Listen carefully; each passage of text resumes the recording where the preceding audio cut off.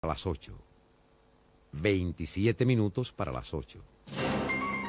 En agosto, contrata la suite empresa ERP de Softland y lleva de regalo una espectacular cámara GoPro. Presenta Medio a Medio. En el medio en medio me acompaña y nos acompaña el periodista David Ponce, que es autor de Prueba de Sonido, que es un estupendo músico, un estupendo libro respecto a la música chilena. Ha sido crítico y comentarista de música por muchísimo tiempo. Y es también, para total transparencia, un amigo cercano. ¿Cómo estás, David Ponce? Muy bien, feliz de estar acá contigo, Paula, y con los radioescuchas de Cooperativa. Nosotros trabajamos juntos en los años 90 en la crítica de rock, en el momento en que llegaban muchos músicos, en el momento en que las compañías de discos tenían el monopolio, el control y el manejo de la industria. Y también en momentos en que Gustavo Cerati va desarrollando su carrera. Tú lo entrevistaste varias veces a Gustavo Cerati y quería partir preguntándote cómo tú recuerdas a la persona, ¿no? Porque en momentos como este se recuerda al músico, al artista, pero yo trataba de recordar cómo era Cerati como persona en esos años. Sí. Bueno, tal vez una entrevista tampoco es la manera más adecuada de conocer a una persona, porque estoy un profesional de algo, pero en este igual es interesante haberlo conocido en persona, valga la redundancia, porque te quedaba claro, primero que nada, el carisma, yo creo, de él, ¿no? Un tipo sumamente expansivo, sumamente a sus anchas en donde lo pusiera, y en este caso en una entrevista. Y recuerdo, de hecho, que fueron varias ocasiones en las que lo entrevisté desde su disco Amor Amarillo, que fue el primero como solista del año 93. De ahí para adelante diría yo que hubo como 4 o 5 veces que lo pude entrevistar en Chile y en México también.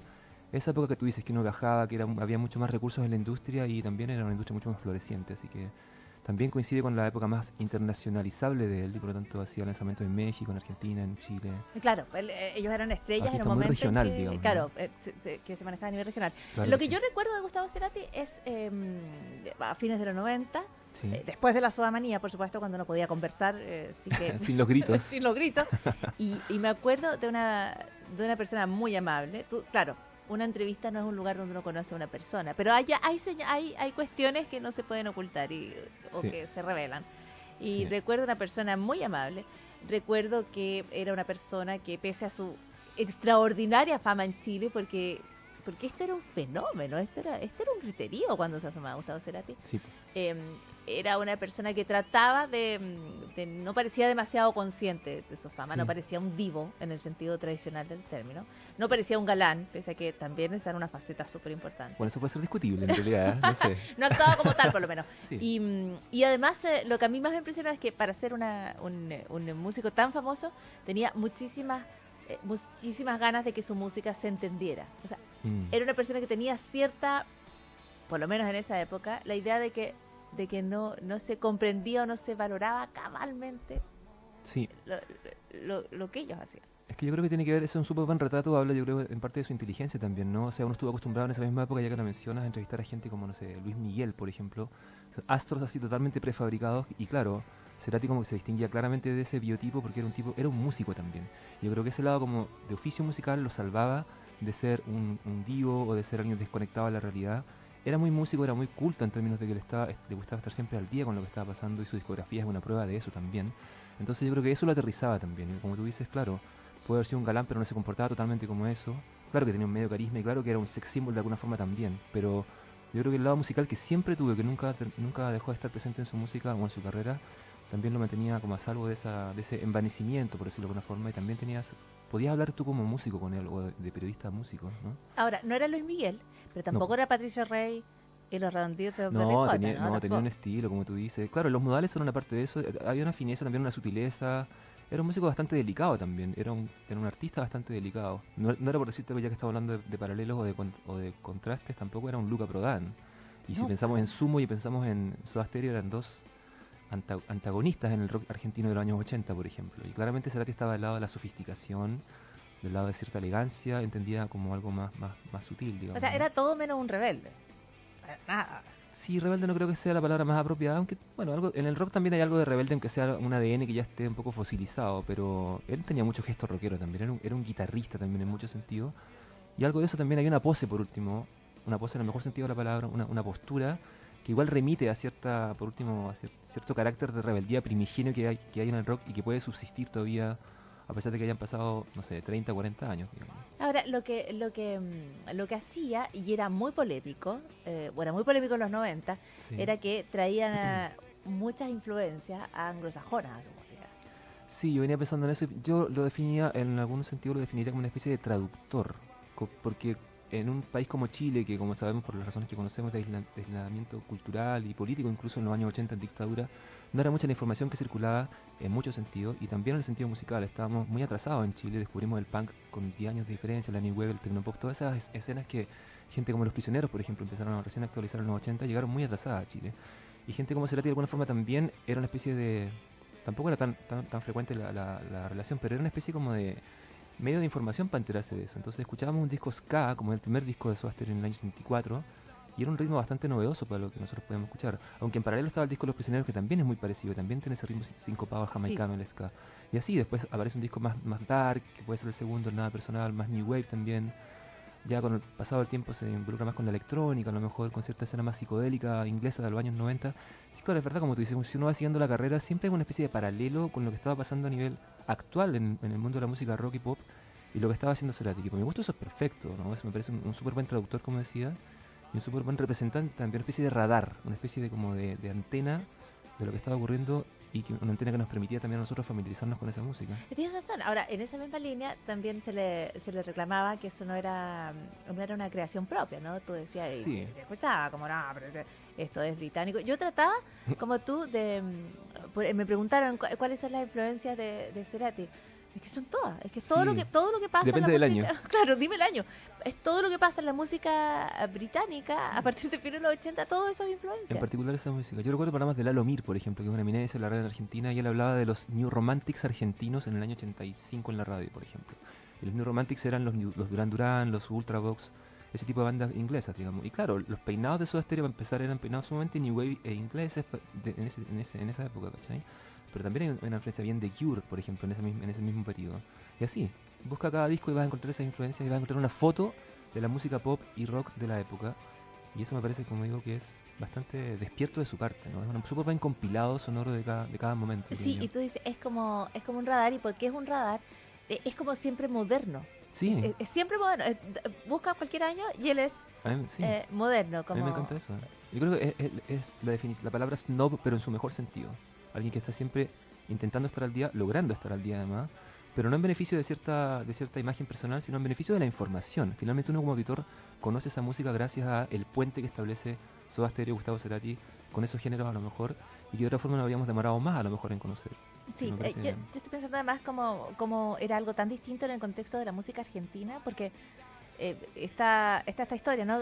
Respecto a que la música argentina, entre otras cosas, la herida generacional de la guerra de las Malvinas, Sí, se vuelca hacia adentro. No escucha tanta música en inglés como nosotros, por ejemplo, que en la radio pasábamos. claro. Si no tenías suerte de ir a ver a las bandas o de Sí, estar po. al tanto con lo que estaba pasando, te la pasabas escuchando canciones en inglés de los 70, además. Canciones de Woodstock, digamos, Canciones de ese claro, periodo aproximadamente. Exactamente. En cambio, Argentina está trabajando más adentro. Y Cerati, a mí me da la impresión, es el primero de los que no tiene prejuicio, no tiene límites a la hora de captarlo como un radar, como Sí. dices tú, lo que pasa afuera, y traerlo como un puente, como dices. Sí, no es el único, es lindo que una canción del se llame Puente, además, en todo Y- caso, ¿eh? sí. Pero mucho más tardía. No es el único en todo caso, digamos, en honor a la justicia, digamos que está un Federico Moura, por ejemplo, está un Richard Coleman, gente de grupos como Virus, como Fricción, que son sumamente hermanos y contemporáneos de él, y toda esa escena también es la que se abre a la influencia New Wave, a lo que tú llamas moderno, y que efectivamente se llama moderno en esa época. Soy moderno, no fumo, se llama un disco de Virus, que es incluso anterior a Soda Stereo. Entonces también Cerati es parte de esta escena más inquieta, pero yo creo que él efectivamente es de lo más inquieto que hay en ese sentido, y también de lo más trascendente en términos de tiempo también. Se extendió durante toda la carrera que sabemos, ¿no? Nunca paró. ¿Qué te acuerdas de la Soda Manía? Me acuerdo del Festival de Viña, me acuerdo de la dictadura, me acuerdo de Pinochet, me acuerdo de los peinados más arquitectónicos que ellos tenían en la época, y me acuerdo que no me gustaba tanto en ese tiempo. En ese tiempo me gustaban Los Prisioneros a mí. Y de alguna forma también había una especie de definición ahí. te gustaban los Prisioneros, no te gustaban tanto Soda Stereo. Tampoco están así, porque al final uno estaba súper como permeable a toda esa influencia. Sí, es que estas son diferencias de los 90. Cuesta entenderlas años más tarde, pero Sí, yo creo que era de los así. 80 incluso. De los 80, pero yo sí creo que era así, que tú elegías Sí. como bandos y elegías bandas. Pero uno quería elegir y al final no podía, porque la música era tan buena, de verdad. Los primeros discos de Soda Stereo lo encuentro un disco increíble, muy puro, muy como de roots, de raíces, así estricto, muy ska, muy sincopado. Todas las canciones son cha, cha, cha, cha. Mi nueva tiene bíceps, ¿por qué no puedo hacer un jet set? Te hacen falta vitaminas. Son canciones absolutamente energizantes, digamos, que también hacían falta escuchar en ese tiempo, ¿no? En Chile tampoco estaba tan fuerte todavía el momento del rock chileno en ese tiempo. Charly García había llegado antes, entonces también de alguna forma era más presente esa música, por razones políticas también. Los Prisioneros, era más difícil para los Prisioneros sonar en la radio, por ejemplo, que pasó a estéreo. Entonces también era bien difícil abstraerse de eso, y sería un poco deshonesto decir que a uno no le gustaba Soda Stereo. A mí me gustaba Soda Stereo. ¿A ti te gustaba igual? Claramente. Ahora, yo estaba pensando, eran un poco, tú mencionas a Pinochet y las dictaduras y qué sé yo, claro, era un poco como Sí. hedonista, era un poco como o sea, ellos tocaban en la tele, tocaban Sí, como po. los estelares, como... Claro que sí, en Martes 13. No, es una postal de la época. Fue casi como asociación automática, así, menciones de ideas que se me configuran como una especie de paisaje de la época. No es que los Soda Stereo fueran de derecha ni nada, ni mucho menos. Yo creo que jamás estuvieron conscientes de eso. Pero sí es un mosaico. O sea, tenías dictadura y tenías New Wave argentino sonando por los estelares de Canal 13 y por el oficialismo de los medios de comunicación de la época, digamos. Sí. Al final eso también deja alguna huella, pero yo creo que lo bueno es que la música de ellos trascendió esa especie de odiosidad a lo mejor de la época, y al final Soda Stereo siguió siendo grande en Chile hasta que se acabó el grupo en el 97, ¿no? Totalmente, O sea, esa otra postal del Estadio Nacional lleno en la despedida de Soda Stereo en el 97 ya no tiene nada que ver con ese contexto político anterior, y básicamente responde a los méritos y a la popularidad del grupo per se, ¿no? Sí, uno escucha ese Gracias Totales, que Sí, era en ese momento, para los que estábamos ahí, era de la gente, era más bien de la gente hacia Puede la ser, ¿eh? banda. Ah, tú estabas ahí, Paula era Molina. Gracias Totales, sí, era muy emocionante porque tienes razón, trascendieron, dejaron atrás los 90, dejaron atrás fines de los 80. Ellos siempre trascendieron. Soda Stereo, Sí. o sea, Gustavo Cerati siempre fue avanzando. Eso yo creo que lo Siempre era define. moderno, siempre era, Sí. como tú dices, tómalo en cualquier momento y siempre era moderno. Una última cosa es la relación íntima que tenía con Chile, ¿no? Por haberse casado con una chilena. Eso también yo creo que de alguna manera marcaba lo que significaban como banda en ese momento. Yo creo. O sea, Soda Stereo, claro, uno iba a entrevistar a Cerati a México y se daba cuenta que Cerati era un monstruo en México, y probablemente era así también en Colombia y en cualquier país de habla hispana en América Latina. Pero en Chile, no es por ningún afán chauvinista, pero Chile efectivamente fue el primer país donde hubo esta sodamanía. Probablemente fue el único donde hubo esta sodamanía al nivel que existió, además que era verdaderamente una Beatlemanía. O sea, en el año 88 en Chile era Soda Stereo en todas partes, en televisión, en radio. Y además de ser el primero, Cerati siempre volvió a Chile. Volvió, como tú dices, por razones familiares, personales, volvió también a hacer música. Formó Plan B con músicos chilenos, que toda como el lado B de Cerati de alguna forma. Ah, claro. Plan B con B corta, lado B con B larga. Música electrónica, alejado del estrellato, alejado totalmente de esa lógica del rockstar, al revés, digamos. Entonces, y Chile fue una especie también de enclave en ese sentido para él. Así que yo creo que es súper realista pensar en Chile como un lugar importante también en la carrera para el público y para él también. Muchísimas gracias, David Ponce, por haber estado hoy en Cooperativa. Gracias a ti, Pablo, siempre me agrada estar acá. David Ponce es periodista, es autor del libro Prueba de Sonido y además trabaja y es coautor del sitio musicapopular.cl, que es un excelente sitio de música chilena. Se aleja